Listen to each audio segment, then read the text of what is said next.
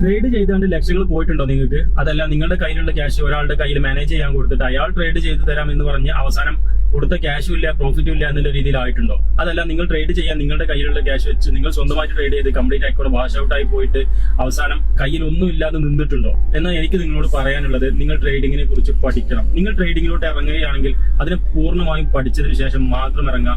Fund ഇടുമ്പോൾ അതിനെ പറ്റി പഠിച്ചതിന് ശേഷം മാത്രം ഫണ്ട് ഇട്ട് കളിക്കുക. അല്ലാതെ പക്ഷേ ഡെമോ അക്കൗണ്ടുകളിൽ ട്രേഡ് ചെയ്യുക. എന്താണെന്നറിയോ, നമ്മൾ കയ്യിലുള്ള ക്യാഷ് മുഴുവൻ ഇതിലോട്ട് ഇറക്കി അല്ലെങ്കിൽ നമുക്ക് കിട്ടാവുന്ന തരത്തിലൊക്കെ ഫണ്ട് റോൾ ചെയ്തിട്ട് നമ്മൾ ട്രേഡിങ്ങിലോട്ട് ഇറക്കി ഇതിൽ നിന്ന് പ്രോഫിറ്റ് കിട്ടുമെന്ന് വിചാരിച്ച് നമ്മൾ ട്രേഡ് ചെയ്യും.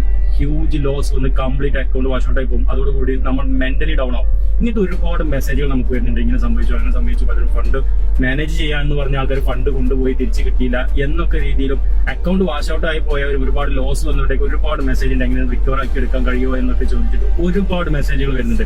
പക്ഷെ ഇതിന്റെയൊക്കെ പിന്നീടുള്ള ഒരു സത്യാവസ്ഥ എന്താന്ന് പറഞ്ഞാൽ, നമ്മൾ ഇതിനെക്കുറിച്ച് പൂർണ്ണമായും പഠിക്കാതെ നമുക്ക് ഇതിൽ നിന്ന് റിക്കവർ ആവാൻ കഴിയില്ല എന്ന് തന്നെയാണ്. ഏതെങ്കിലും ഒരു ഇൻസ്റ്റിറ്റ്യൂട്ട് ആയിക്കോട്ടെ, അതല്ല എന്നുണ്ടെങ്കിൽ ഏതെങ്കിലും ഒരു കോഴ്സ് ആയിക്കോട്ടെ, എന്തോ ആയിക്കോട്ടെ, നിങ്ങളത് പഠിക്കാൻ ശ്രമിക്കുക. പഠിച്ചതിന് ശേഷം ആദ്യം ഫണ്ടിട്ട് കളിക്കാൻ ശ്രമിക്കുക, ഫണ്ടിട്ട് ട്രേഡ് ചെയ്യാൻ ശ്രമിക്കുക. അപ്പൊ ഇത് പറയുമ്പോൾ ആൾക്കാർ പറയും, എന്നാ പിന്നെ ഇൻസ്റ്റിറ്റ്യൂട്ട് നടത്തുന്നവർക്ക് അങ്ങ് ട്രേഡ് ചെയ്ത് ഫണ്ട് ഉണ്ടാക്കിയാൽ പോലെ എന്ന് ചോദിക്കും. ഇവിടെ എനിക്ക് ചോദിക്കാനുള്ള ചോദ്യം എന്താണെന്ന് വെച്ചാൽ, MBBS കോച്ചിങ് കൊടുക്കുന്ന സയൻസ് ഇൻസ്റ്റിറ്റ്യൂട്ടുകൾ നമ്മളിവിടെ നാട്ടിൽ കാണാറുണ്ട്. ഈ കോച്ചിങ് സെന്ററുകൾ നമ്മൾ കാണാറുണ്ട്.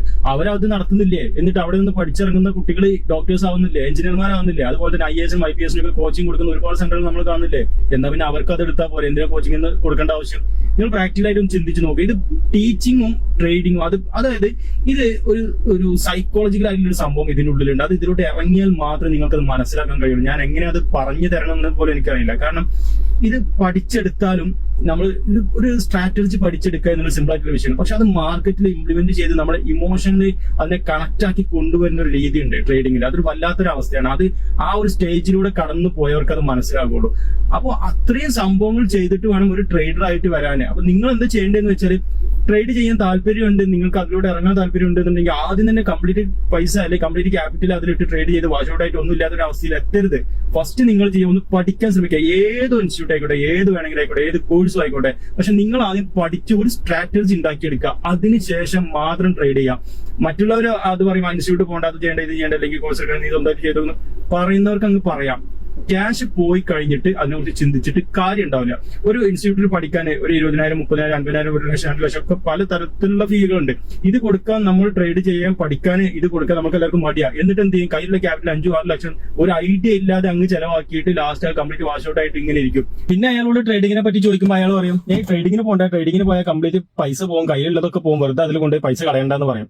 നേരെ മറിച്ച് അയാൾ ആദ്യം പഠിക്കാൻ ഈ പൈസ ചെലവാക്കിയിരുന്നെങ്കിൽ ഒരു പക്ഷെ അയാൾക്കൊരു സ്ട്രാറ്റജി എങ്കിലും കയ്യിലുണ്ടായിരുന്നു. ഭാവിയിൽ അയാൾക്ക് ഈ ഒരു സ്ട്രാറ്റജി വെച്ചിട്ട് ട്രേഡ് ചെയ്യാമായിരുന്നു. പ്രോഫിറ്റോ ലോസോ എന്നതിലുപരി അയാളുടെ കയ്യിൽ ഒരു സ്ട്രാറ്റജി അല്ലെങ്കിൽ ഒരു ഐഡിയ, ട്രേഡ് എങ്ങനെ എടുക്കണം, എങ്ങനെ എക്സിറ്റ് ആവണം, എന്തൊക്കെ മെത്തേഡ് ഇതിൽ യൂസ് ചെയ്യണം എന്നുള്ള ഒരു ഐഡിയ എങ്കിലും അയാൾക്ക് ഉണ്ടാക്കിയെടുക്കാൻ കഴിയുമായിരുന്നു. അപ്പൊ എനിക്ക് നിങ്ങളോട് പറയാനുള്ളത്, ട്രേഡിങ്ങിലോട്ട് ഇറങ്ങുകയാണെങ്കിൽ പഠിക്കണം, മസ്റ്റ് ആയിട്ട് പഠിക്കണം, പ്രാക്ടീസ് ചെയ്യണം.